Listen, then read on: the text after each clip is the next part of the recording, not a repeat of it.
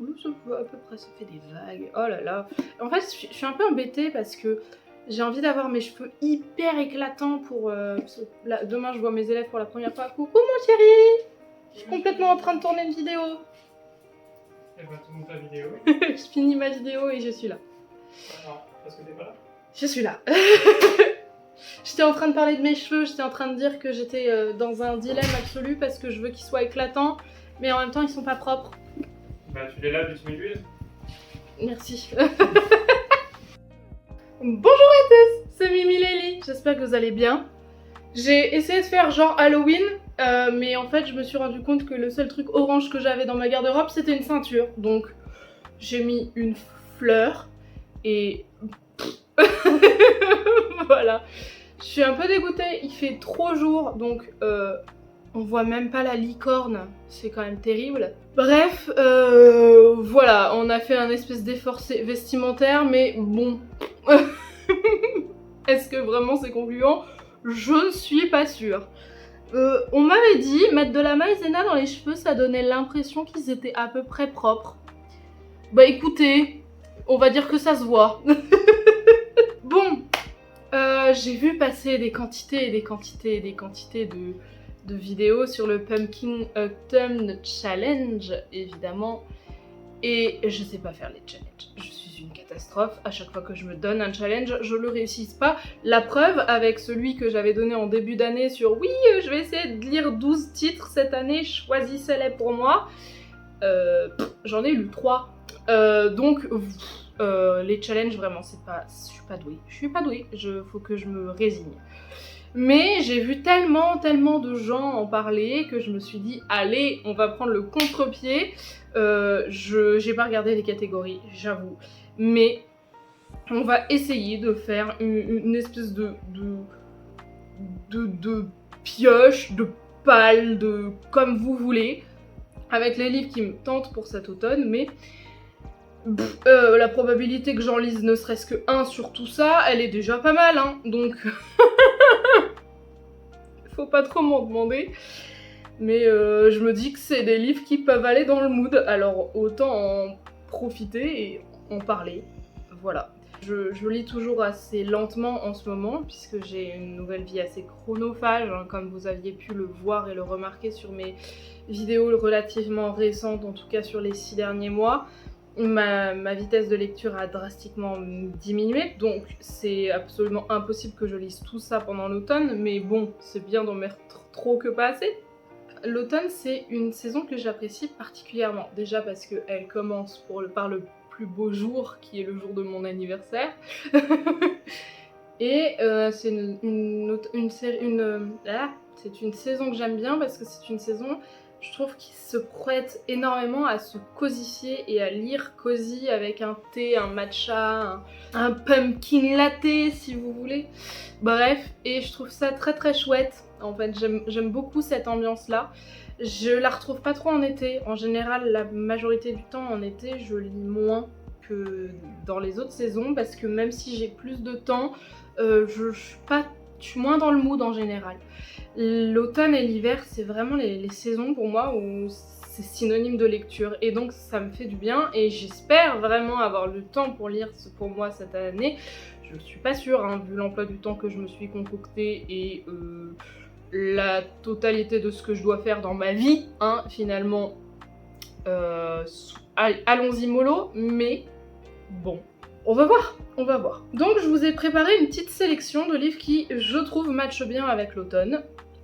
Et qui sont donc pas vraiment dans un challenge, à proprement parler, puisque si je les lis, c'est super chouette, si je les lis pas, c'est pas très grave.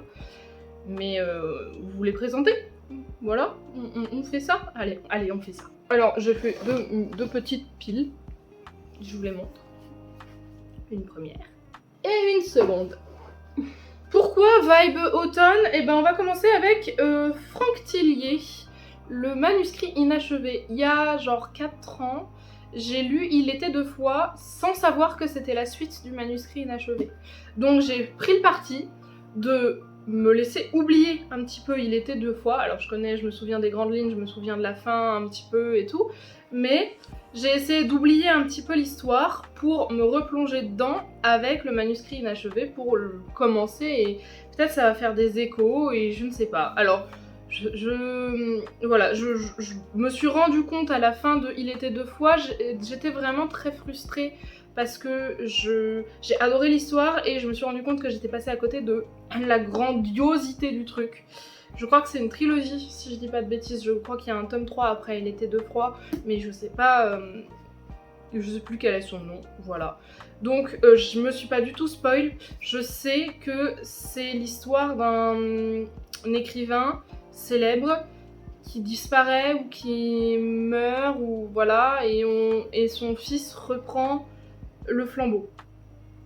Voilà, c'est ce dont je me souviens, en tout cas grâce à Il était deux fois. Je vais pas en parler trop plus parce que j'ai peur de dire des trucs qui sont plutôt dans la suite. Et apparemment c'est vraiment très dommage de se faire spoiler, en tout cas moi je l'ai vraiment vécu comme ça. Donc j'ai même pas lu la quatrième de couverture, mais j'aimerais bien le ressortir, ça fait un moment que j'ai pas lu un bon thriller qui m'a vraiment glauquissime, qui m'a herk. Je sais que Franck Tillier il est très très doué pour ça, en général les thrillers qu'il écrit, je fais c'est dégueu, et c'est ce que j'aime bien. Je suis un peu chelou, mais voilà. Donc Franck Tillier, ça, pour moi ça vibe bien avec l'automne. Ensuite, il faudrait que je m'y lance, mais vraiment j'ai très peur. C'est le portrait de Dorian Gray, mais je l'ai pris en anglais. C'est le seul livre que j'ai en anglais. Je l'avais pris dans une super chouette petite librairie à... Je sais plus dans quelle ville. Je me demande si c'était pas Angers. Je sais plus du tout. Ça doit faire 1 an et demi. Est-ce que c'était avec toi, Marine? Je ne sais plus. Vraiment, je me souviens pas. Mais j'étais avec une copine. Mais j'en ai plusieurs des copines, donc je saurais pas vous dire laquelle. J'étais avec une copine, elle m'a dit mais si, prends-en au moins un, parce qu'il y avait vraiment quasiment que des livres en VO dans cette librairie là. Prends-en au moins un, tu vas voir, c'est pas si compliqué une fois que t'es dedans, machin. Je suis pas mauvaise en anglais, c'est juste que j'ai jamais pris sauter le pas en fait de lire en VO et donc ça me fait un peu peur, mais pour moi le portrait de Dorian Gray ça vibe énormément avec l'automne et je pense vraiment que ce serait une bonne idée que je m'y lance. Il est pas long hein, il est pas long, le livre est beau, il est pas très long, il fait combien? Est-ce qu'il y a marqué les pages? Il fait 200 pages. Oui, bah... Et puis ce serait l'occasion de lire un classique et c'est chouette de lire des classiques, on aime bien. Ensuite un autre que j'aimerais vraiment sortir, ça fait longtemps qu'il est dans ma pile à lire, il a un peu jauni, mais c'est parce que je l'avais mis beaucoup en exposition, c'est Les Aiguilles d'Or de Michael McDowell. J'ai lu de Michael McDowell uniquement la série Blackwater que j'avais beaucoup aimé. Comme la plupart d'entre les gens qui lisent Blackwater, le tome 1 m'avait pas transcendé de ouf, mais je m'étais accrochée jusqu'au tome 2-3. Les tomes 2-3 pour moi sont les meilleurs, après je trouve que ça décline. Et ben quand j'avais vu Les Aiguilles d'Or, c'était vraiment très peu de temps après avoir... lu Blackwater, je me suis dit ah j'ai adoré Blackwater et l'ambiance de Michael McDowell, pourquoi pas tenter un autre de cet auteur là. En plus vraiment l'objet livre mais toujours aussi magnifique, les éditions Toussaint Louverture c'est vraiment une pépite, donc vraiment j'ai très envie de m'y plonger. Ça fait un moment qu'il est dans ma palle, hein, ça doit bien faire 2 ans du coup parce que j'ai lu Blackwater, c'est l'un des rares trucs que j'ai lu pendant sa hype. Donc je l'ai lu pendant sa hype, ça doit être en 2023 j'imagine. Donc là ça doit faire 2 ans oui que Les Aiguilles d'Or il est dans ma palle et peut-être c'est le moment de le sortir. Voilà. Pareil, je sais pas exactement de quoi ça parle. De toute façon vous me connaissez, vous savez qu'en résumé je suis vraiment une bille. Et qu'en général je les relis pas pour pas me spoiler. Voilà, donc on est une pigeonne et on vit à la vibe du bouquin quoi. Voilà. Il est beau, il donne envie. Dans la série des trucs qui font pour moi un peu automne, que j'ai acheté il y a un moment, ça doit bien faire 2 ans aussi que je l'avais acheté, j'avais acheté Sherlock Holmes. Ah, peut-être pas 2 parce que j'en avais parlé dans un book haul sur ma chaîne et ma chaîne elle a pas 2 ans. Donc, oh là on voit qu'ils sont pas hyper propres les cheveux, bon c'est pas grave. Donc, peut-être pas 2, genre 1 an et demi. Je me suis acheté les 4 parce qu'ils étaient à 5 balles dans un Leclerc. Et ils sont ces 4 recueils de nouvelles de Sherlock Holmes, de donc Sir Arthur Conan Doyle. Une étude en rouge, Le signe des 4, un scandale en Bohème, La Ligue des rouquins, une affaire d'identité, le mystère du Val Boscombe, Les 5 pépins d'orange, L'homme à la lèvre tordue, L'escarboucle bleu, Le ruban moucheté. Ce sont les nouvelles qu'il y a dans ce donc magnifique tome 1. je trouve très très très beau. Le papier est très très fin, mais en même temps après c'était 5 €, hein, donc pour que ça coûte 5 €, il y a des concessions quelque part. Voilà, vous voyez ce que je veux dire.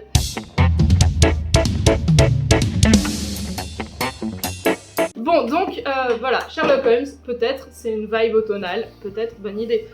Si le chien commence à faire clap-clap de la queue sur le canapé, ça va vite m'énerver, parce que du coup ça va s'entendre. Tu te fous de ma gueule. Voilà, donc Sherlock Holmes.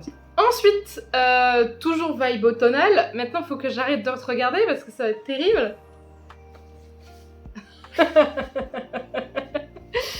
J'aimerais ressortir un Stephen King. Joyland, en l'occurrence, c'est celui que j'ai choisi. C'était celui qui me donnait le plus envie parmi tous ceux que j'ai et que je n'ai pas lu du coup. J'ai lu Misery il y a pas longtemps, comme vous le savez probablement si vous m'avez suivi. Si vous ne m'avez pas suivi, shame on you. Oh, et les avions là, s'il vous plaît. Les hélicos. Donc Joyland parce qu'il me faisait envie, des histoires de clowns dans un... J'arrive plus à parler maintenant que t'es là, c'est facile. Parc d'attractions, une vibe horrifique qui je pense va être chouette. Et bah voilà, un peu hâte finalement de me lancer dans un nouveau King, comme j'en ai plein puisque je vous avais expliqué à mon dernier book haul que c'est ma belle-sœur qui me les a prêtés ou qui me les a donnés parce qu'elle les avait en double, comme elle en fait la collection, n'est-ce pas? Voilà, donc Joyland, parce que pourquoi pas celui-là. Vous le savez, ça fait longtemps qu'il est dans ma pile à lire, celui-là aussi. Vous l'avez vu passer dans les... J'ai vraiment très envie de le lire, mais il me fait vraiment très très peur. Betty, de Tiffany McDaniel. Alors, il paraît qu'il se passe plutôt en été. Moi, je sais pas, j'ai envie de le sortir en automne. Bon, c'est la première fois que je fonctionne par saison, alors on va voir, hein. Avec un magnifique coup de cœur du libraire et un petit sticker. Waouh, déjà 400 000 exemplaires vendus. Entre-temps, probablement qu'il s'est plus vendu, puisque ça doit bien faire 1 an et demi que je l'ai. Peut-être 2 ans, je l'avais demandé à mon anniversaire, et comme je vous l'ai dit, mon anniversaire c'est bientôt. Donc ça doit faire 2 ans que je l'ai dans ma pile à lire, celui-là. Franchement, à chaque fois que j'en entends parler, je me dis c'est vraiment trop ma vibe, c'est fait pour moi, il faut que je le lise. Et à chaque fois je me dis, est-ce que vraiment je suis prête à lire une histoire aussi dramatique que celle de Betty, parce que c'est 2 histoires pas ouf de famille. Et oui, mais c'est ma vibe, donc... Maintenant que ma vie va mieux, maybe bonne idée. Donc peut-être que ce sera l'occasion de le sortir. Celui-là, c'est un beau pavasse, hein. Il fait 700 pages. Donc il faut se préparer mentalement, je pense. Il paraît que c'est un page-turner par contre. Ensuite, ah oui, lui forcément. C'est probablement, ça fait 2 vidéos que je dis ça, mais vraiment cette fois je le sors. Les hurlements d'automne, du givre et des flammes pour le crépuscule, c'est le tome 3 de Laura Motin-Grave. J'aime trop cette saga, c'est une saga que je trouve géniale. Il y a des loups-garous et d'autres garous, d'autres espèces animales, c'est trop bien. Et en plus, il y a une petite romance et tout. Et c'est complètement de la vibe automnale en fait. On est dans les Carpates, une histoire de crépuscule, une histoire de loup-garou, c'est trop chouette. Je l'ai pas emmené en vacances parce que je voulais pas l'abîmer, parce que regardez-moi ce beau relié, comme il est beau, magnifique, oh waouh. Donc je voulais pas l'abîmer, je l'ai pas sorti en vacances. Entre temps, j'ai fait passer un autre livre d'une copine, donc si c'est une copine, ça va. Mais là, il va falloir que je m'y mette et vraiment, je pense qu'après Ouroboros, je vais lire celui-là. Voilà. Donc, Les Hurlements d'automne, c'est le tome 3. Bitlit loup-garou, une jeune fille qui se fait mordre et qui devient une garou et qui va devoir vivre avec sa nouvelle identité finalement. Elle part dans les Carpates pour intégrer une meute et apprendre à vivre avec son côté garou, c'est super chouette. Le tome 2, ça part dans des trucs un peu plus fous, waouh. Et le tome 3, j'ai très hâte parce que c'est la conclusion de la trilogie.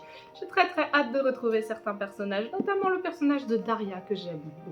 Et enfin, last but not least, dernier de cette sélection automnale, Gutanabe, oui, les montagnes hallucinées, tome 1, les chefs-d'œuvre de Lovecraft. Parce que, vous le savez, si vous êtes habitué à ma chaîne ou que vous me suivez depuis grosso modo 1 an, j'ai essayé Lovecraft plusieurs fois et ça matche pas du tout. Ça matche pas du tout, je n'arrive pas à jouer avec sa plume ne me plaît pas.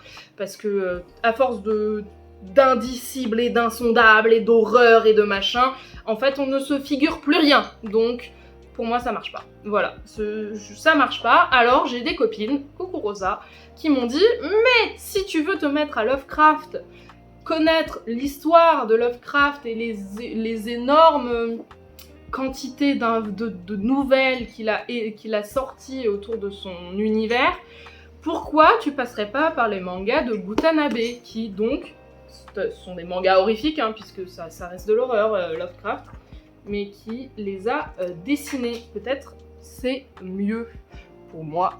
Attendez, j'ai fait tomber un truc. Un marque-page, wouhou! En plus, waouh, il est holographique. Wouhou. Il se fout de ma gueule. donc un manga, j'ai le tome 1 et le tome 2, ça doit faire... Oui, ça fait 1 an que je les ai, puisqu'elle me les avait offerts à mon anniversaire l'année dernière, peut-être c'est l'occasion de les sortir. Comme d'hab, hein, je vous dis, j'en ai sorti plein, je lis 2 romans par mois depuis 6 mois, donc vraiment, je vais pas tout lire, c'est sûr. Mais bon. On fait ce qu'on peut avec ce qu'on a, et puis si je les lis pas et que je décide de lire autre chose, et bah c'est très bien aussi, et on ne s'en voudra pas, n'est-ce pas? Sur ces belles paroles, j'ai fini. Je vais vous souhaiter à tous et à toutes une merveilleuse vie, de très beaux projets, des rencontres qui vous plaisent, qu'elles soient livresques ou non. Je vous fais d'énormes bisous et je vous dis à bientôt. Ciao!